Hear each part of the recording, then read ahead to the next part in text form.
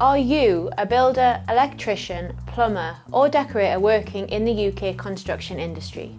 If so, you've probably heard of the CIS scheme, but what exactly is it and do you need to register?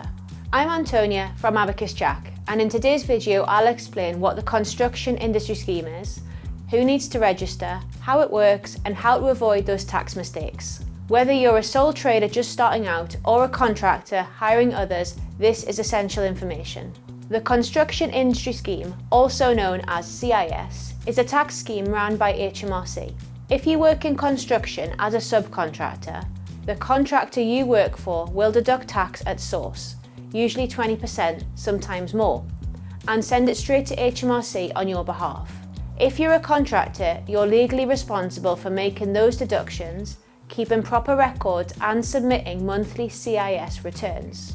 There are two key roles in CIS. A contractor is a business that pays subcontractors to do the construction work. For example, a limited company that has a contract with a customer to deliver something specific and subbies in some people to do that. A subcontractor is someone who gets paid to do that work, and in the previous example, this is the subbies who would do some work for the limited company, but they're not employees. If you're a subcontractor, registration is technically optional, but if you don't register, your deductions will jump from 20% to 30%, and that's a big chunk of your income. If you're a contractor, registration is mandatory. Even if you only hire subcontractors occasionally, you're still on the hook for verifying them with HMRC, deduct the right amount of tax, submit the CIS return by the 19th of every month, and then pay the deductions to HMRC on time. Let's say a subcontractor invoices a contractor for £1,000 for labour only.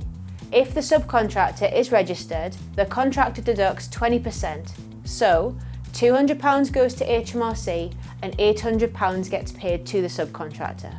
The subcontractor will still get credit for the full £1,000 of income, but they've already prepaid £200 in tax.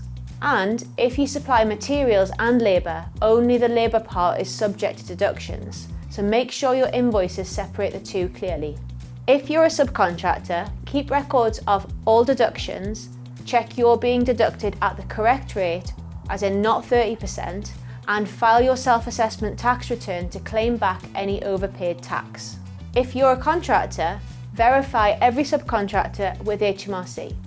Deduct the correct amount and then submit CIS returns by the 19th of each month, pay HMRC by the 22nd, and do that online to avoid late penalties and give your subcontractors a CIS statement showing what was deducted. If you're a subcontractor, registering could mean thousands in tax savings over the year. And if you're a contractor, registration isn't optional. And if you get it wrong, it can lead to big fines. If you're still not sure where you fit in or how to set it up properly, that's where we come in. At Abacus Jack, we help construction professionals stay on top of tax without the stress. CIS might seem like a hassle, but once it's set up properly, it keeps your tax sorted and your business compliant.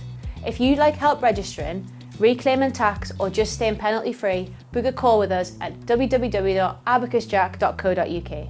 And if this video helped, hit like, subscribe, and drop your CIS questions below. We're here to help.